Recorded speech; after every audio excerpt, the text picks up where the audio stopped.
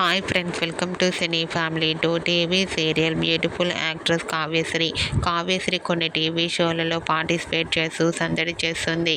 Kavyasri social మీడియాలో చాలా యాక్టివ్గా ఉంటూ తన personal and family and serial latest అప్డేట్స్ని ఎప్పటికప్పుడు షేర్ చేస్తూ ఉంటుంది.